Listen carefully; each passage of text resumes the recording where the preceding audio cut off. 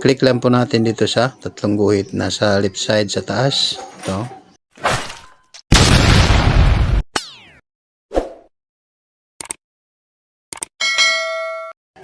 Paano ba natin mapalitan ng password ng wifi ng bayan? So, bago ang lahat guys, welcome back again. Paano natin ba mapalitan ng password itong wifi ng bayan? So, login muna tayo guys. Ito. Connect muna tayo sa ating window. So, ito po yung SSID niya. Connect.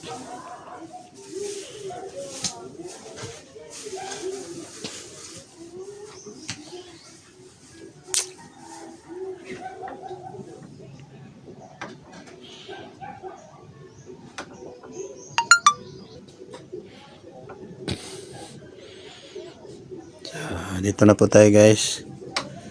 Ito po yung portal niya. And then, ang kailangan natin gawin, login tayo sa admin ito. Admin. Yan. Go tayo. And then, ang username niya, admin. Admin.com.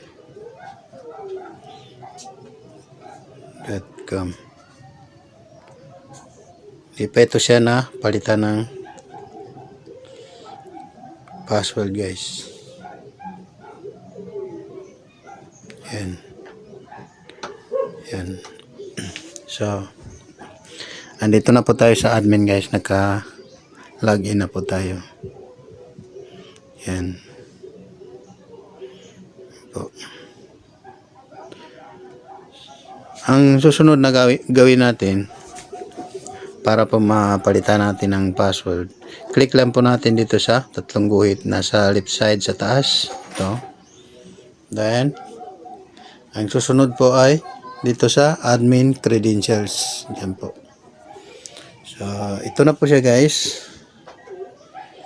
Ita-type lang po natin dito ang gusto natin password na ilalagay. Ito. Halimbawa lang ito guys. Ganito. Ito lang po ang ilalagay ko. Yan. Then, retype lang natin. Yan. Yan. So, pagkatapos ay save lang natin. Submit lang. Click lang natin itong submit. Yan. Ayan. Yan po guys. Username and password has been updated. So, ngayon, balik tayo sa portal guys. Ayan, type natin ito. Yan. So, welcome to Wi-Fi Vendo. Please press the insert money button.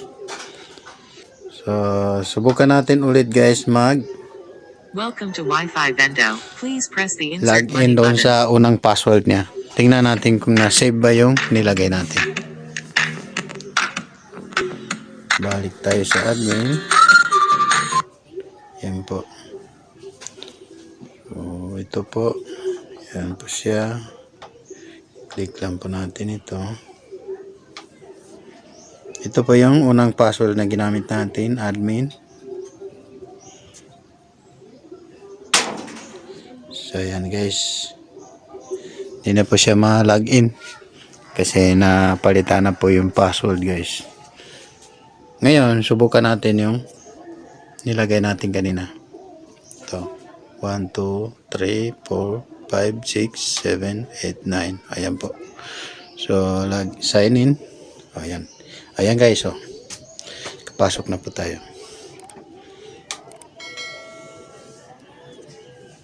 Ayan. So, maraming salamat guys sa panonood. Sana po may natutunan kayo sa video natin ngayon.